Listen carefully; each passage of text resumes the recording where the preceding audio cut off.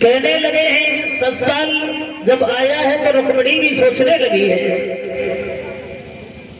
अब तो हमारे भैया ने बहुत ही गलत किया है जो बारात आज भी है, अब क्या करें, अब तो शादी जबरदस्ती ये कर देगा। सोचने लगा, रुक्मिणी के दिल में विचार आया, सोचने लगी क्या करें क्या नहीं करें। बैठी है भगवान को याद करने लगी, भगवान को पुकारने लगी है और कहने लगी है प्रभु तुम्हारे अलावा मेरा कोई इस दुनिया में नहीं है और तुम नहीं आए तो ये रुक्मिणी अब जिंदा नहीं रहेगी।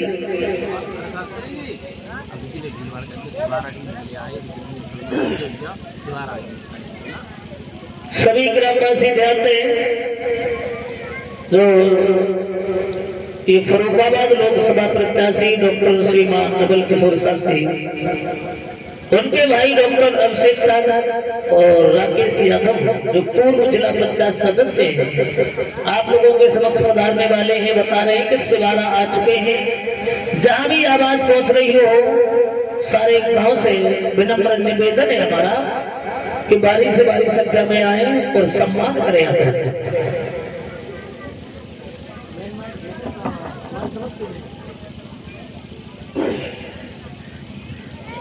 उसी समय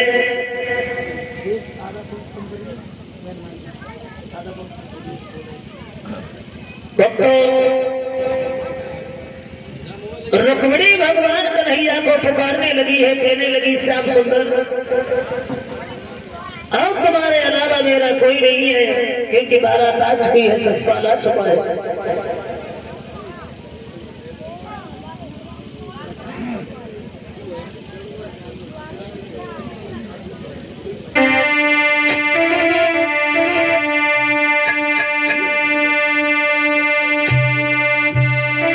सोचने लगी है रुक्मिणी कि दीनन हितकारी श्याम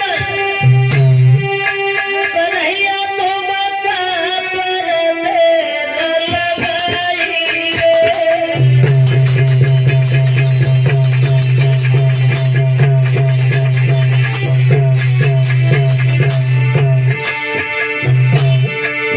तो करने लगी है भगवान को रुक्मिणी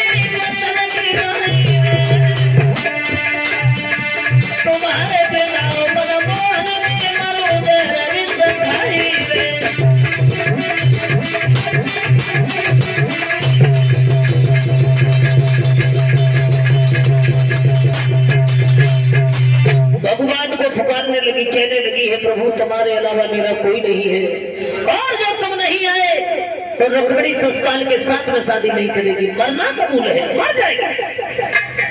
पुकारने लगी है तब तक साथ की सहेलियां आ गई और कहने लगी बहन काय को रो रही है, तेरा तो जीवन सुधर गया, तेरी तो जिंदगी सुधर गई, तू रो रही है। तो कहने लगी रुक्मिणी सहेली तुम कहते हो हमारी जिंदगी सुधर गई, लेकिन मैं जानती हूँ कि हमारी जिंदगी बिगड़ गई है। तो एक बात कहें तो लिखो।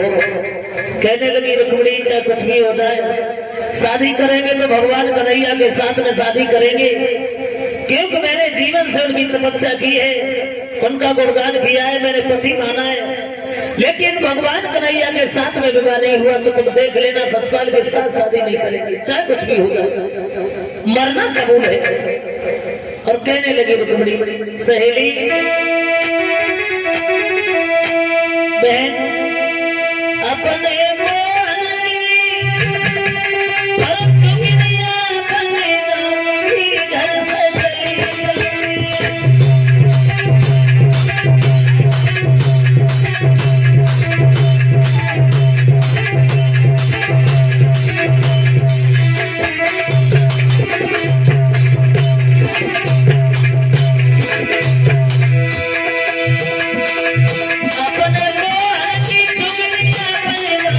घर से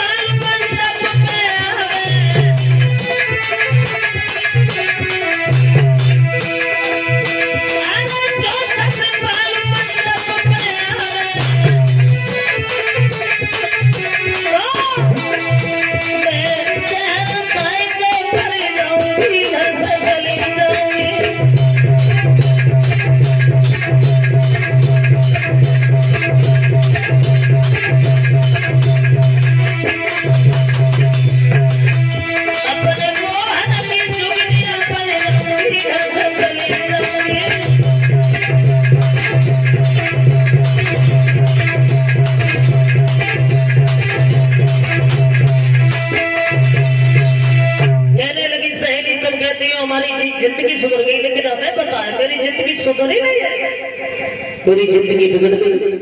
और वो भी ससुराल के साथ में अपने साले के साथ में करता है, कहीं लीड में करता तो भी अच्छा रहता, कितना गलत करता है। लेकिन मैडम शादी नहीं करेगी, ससुराल के साथ शादी हरगिज नहीं करेंगे, कन्हैया के साथ में शादी हुई तो करेंगे, अन्यथा मर जाएंगे, मरना कबूल है। बातें हो रही थी तब तक एक बूढ़े से ब्राह्मण आए, कहने लगे कोई है, अरे जरा भिक्षा दे दो ना। रुक्मिणी निकल के आई, रुक्मिणी ने देखा, रुक्मिणी कहने लगी आओ पंडित जी। कैसे आए? बोले मुझे भिक्षा दे दे, भूख लगी भोजन दे दे। रुक्मिणी कहने लगी है पंडित जी एक मेरा काम कर दो, तुम्हें भोजन भी देंगे भिक्षा भी देंगे, क्या काम है? बोले मेरा पत्र ले जा करके भगवान कन्हैया को दे दो। कन्हैया को? बोले हाँ। क्यों? तो कहने लगी है मेरा भैया गलत कर रहा है, हमारी शादी अपने साले के साथ में कर रहा है, कोई लीड में करता वो भी अच्छा था, लेकिन मैंने प्रण किया है शादी करेंगे तो श्याम सुंदर के साथ में, और कन्हैया के साथ शादी नहीं हुई तो मरना कबूल है, जिएंगे नहीं, शादी नहीं करेंगे ससुराल के साथ।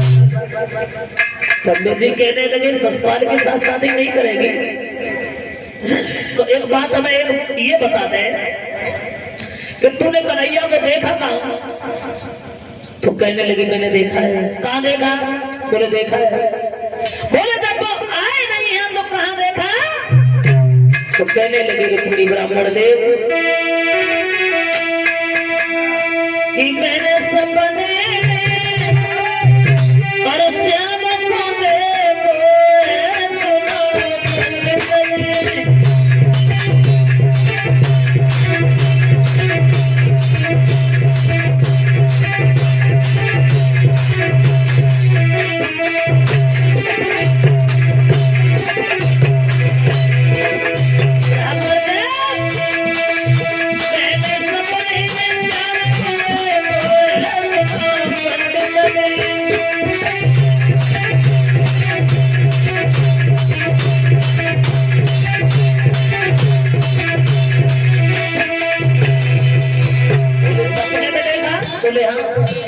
ब्राह्मण देव कहने लगे सपना बेटी इतना नहीं होता है। अब कहते गए बोले हाँ क्या?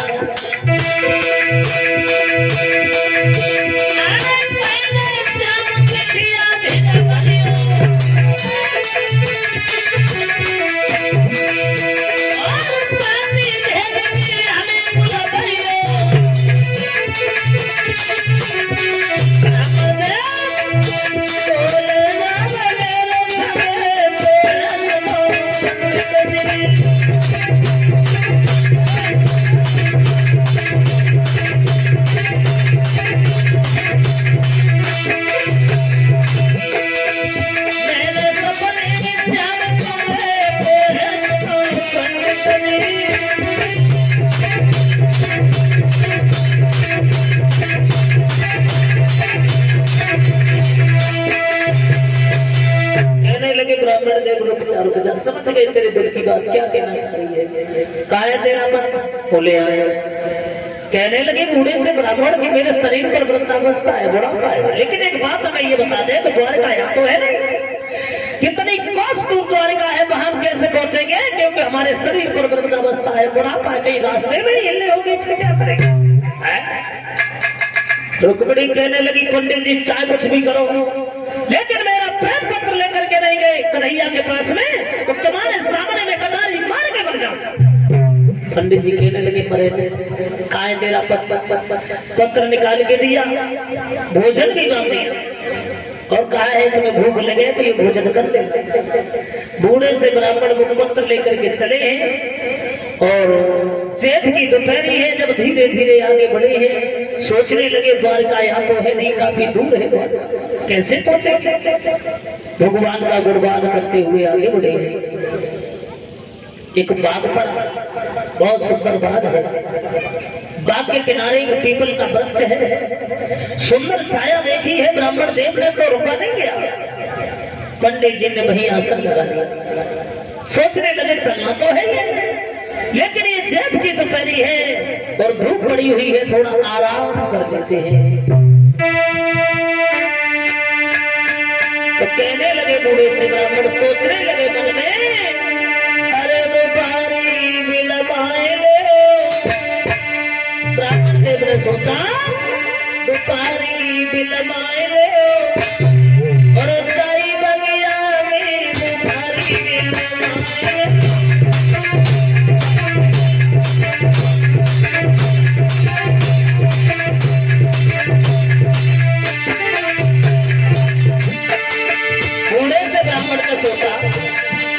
चलना तो है लेकिन थोड़ी देर इसी काम में आराम कर देते हैं। सोचने लगे दोपहरी बिलमाए,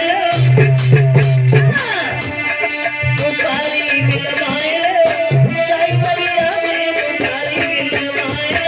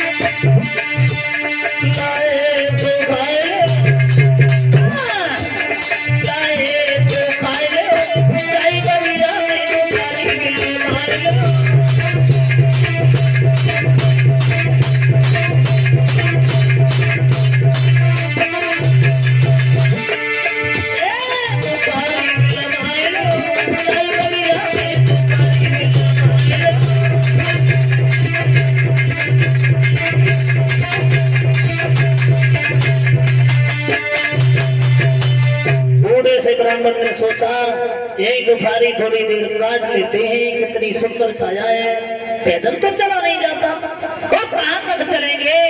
धीरे धीरे चले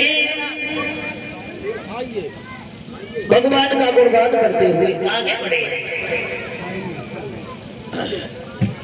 आगे बढ़ते हुए गए तो वहीं ठहर जाते हैं, विश्राम किया, आसन लगा लिया।